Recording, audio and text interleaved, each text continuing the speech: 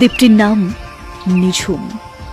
বাংলাদেশের সবচেয়ে সুন্দর জায়গাগুলোর মধ্যে এই দ্বীপটিকে একটি বলে ধরে নেওয়া হয়। এই দ্বীপে যদি একবার সূর্যাস্ত দেখে ফেলেন তাহলে মনে হবে কিছুক্ষণের মধ্যে আপনার কাছে পুরো জগৎ স্তব্ধ হয়ে গেছে।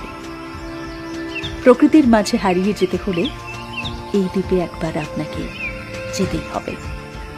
আজ না হয় এই ভিডিওতে থাকুক বাংলাদেশের অন্যতম সুন্দর জায়গা ছোট্ট এই দ্বীপ নিঝুম দ্বীপের কথা।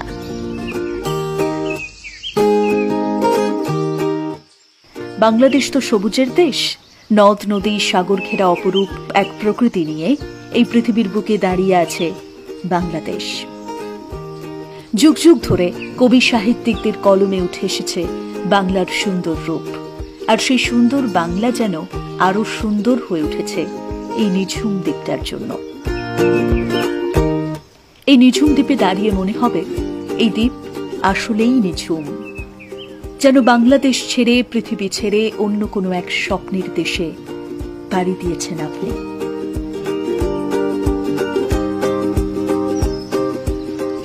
মেঘনার বুক চিরে যাত্রা, বনের ভেতরে ভোরের মোহনীয় সৌন্দর্য, আচমকা ছুটে চলে যাওয়া চিত্রা হরিণ, সমুদ্রের বালুবেলা, গহীন রাতের খোলা প্রান্তরে তারাদের হাতছানি, নিঝুম এক পরিবেশে এক অন্যরকম পাওনা এই নিঝুম দ্বীপে। যে কোনো ভ্রমণ পিপাসুদের কাছেই এটি একটি দর্শনীয় স্থান এবং রহস্যময় দ্বীপ।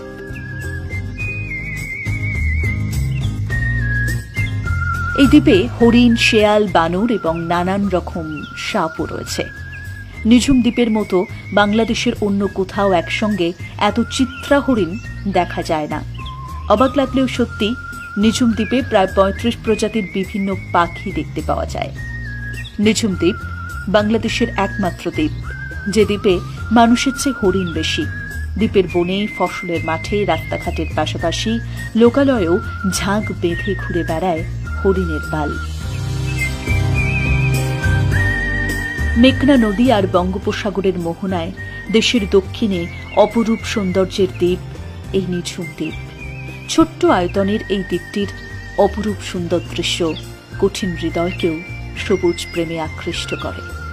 অজান্তেই মনের ভেতরে চলে আসে গুনগুনিয়ে গান, পাখির ডাক, নদীর ঢেউ, সারি সারি কেওড়া গাছ, সূর্যাস্তের দৃশ্য আর মায়াবী হরিণের পদচারণা। আর তার সাথে রাতের বেলা জোছনার আলো মাখা ঢেউ।